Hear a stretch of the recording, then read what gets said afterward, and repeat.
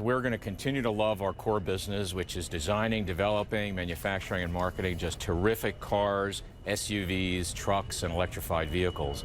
But also at the same time, we have all these emerging mobility services that are out there, a lot of it enabled by technology.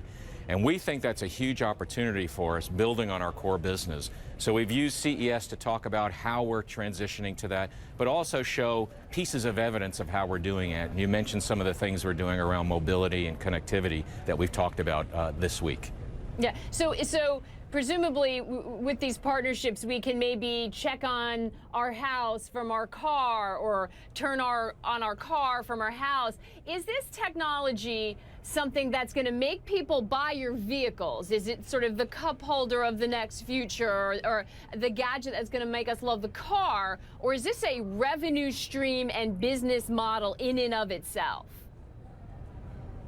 Well, I think it's a combination of both. On the one hand, we want to make sure the part of what we stand for as a company is making people's lives better.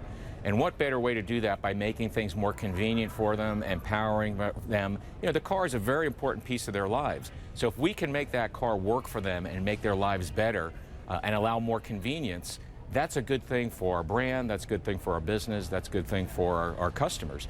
But at the same time, we're also experimenting on these things a little bit around business model innovation to see if we can make a good return on this, because standing on its merits alone, we want to make sure it's a good business decision, and at the same time we want to make sure there's benefits back to our core business of people buying more cars and trucks.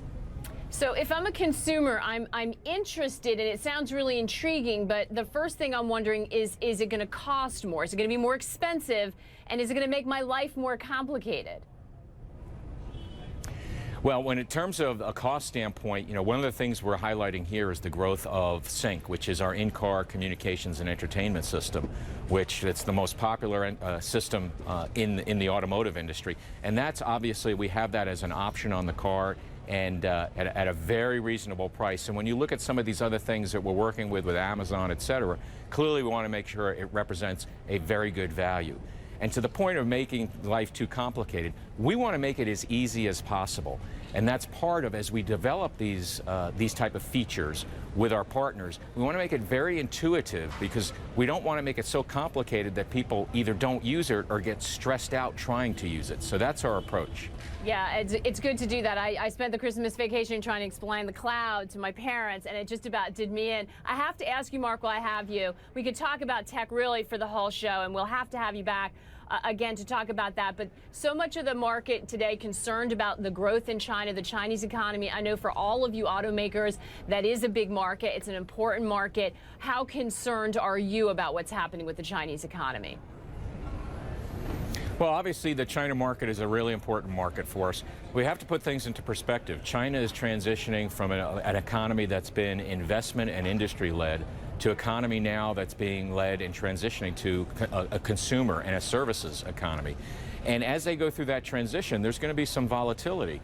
I think the good news is when you look in the numbers, the GDP numbers into China, actually the consumer and the services part of GDP is growing. Clearly some of the industry and investment side is not. But we still are very bullish on China. It's going to go through its volatility. Our business is growing there. I think we're well positioned, and we have a lot of confidence in the market going forward, albeit it will be a little bit volatile.